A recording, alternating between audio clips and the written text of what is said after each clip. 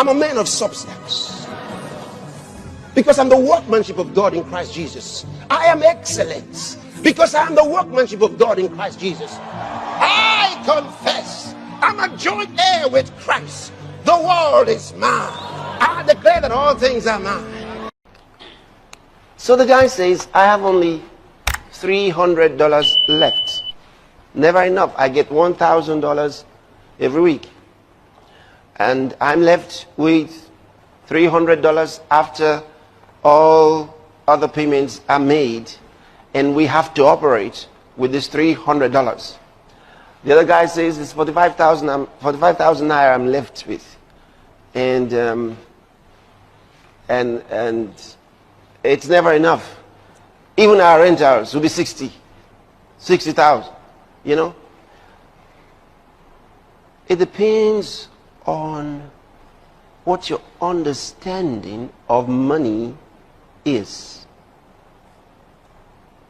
And hear me.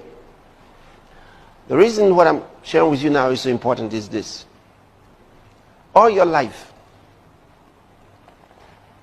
no one might have taught you about money. At home, your parents may have never taught you about money. So what you may have learned about money would be what most people know about money. But most people are poor by the records. Therefore, what most people know about money helped them to be poor. So, to be different, you must know what the few people who are not poor and do far better and are prosperous know about money. So there's got to be a difference in your attitude to it, your understanding of money. Okay. First things first. Money is only a seed. And in reality does not exist. Now. Imagine you writing this in your notes and somebody else reading this going to think you're crazy. So please be careful. It exists in the mind of the poor.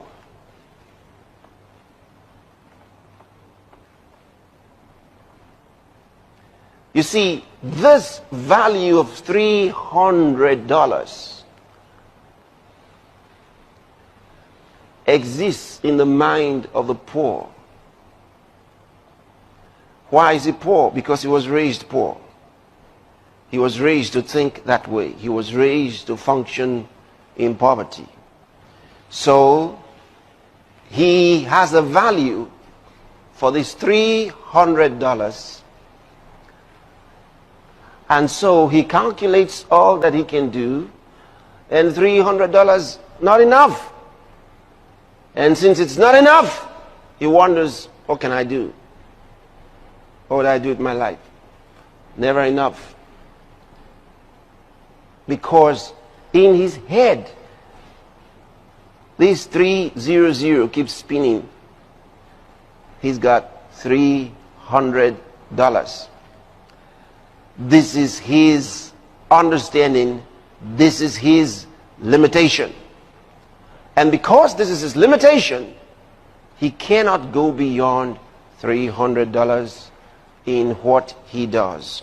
His only option will be one of two things. If he's going to do more than $300 could ever do, one, he's going to have to beg,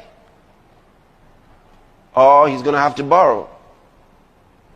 And for both, he presents himself as a guy who is really in need, because he's really in need. You see it? That's the life of most people. And that's why it's easier to keep back this $300 and whine and grumble than to let it go. And the guy who lets it go with poverty mentality says, I've given everything. because all I had was $300. And once he's given the $300, he's given everything. And what is he expecting? God's got to do something.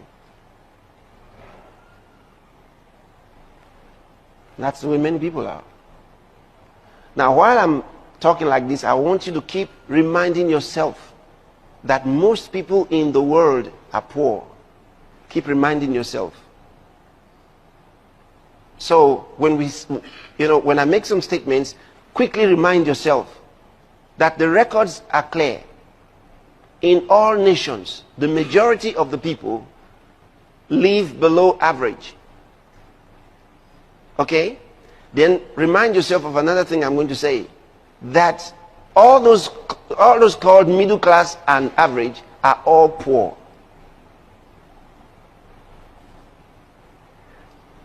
Mark it. So while I'm talking, if I make some statements that startle you, quickly remind yourself that majority of the world are poor, including those called middle class.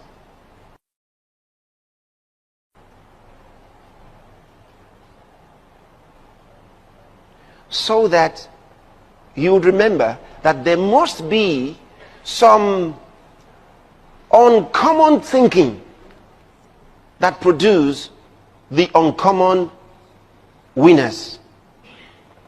Okay? So if I say some things that are uncommon, quickly remind yourself that the common ones have produced poverty anyway. So what do you do with the common thinking?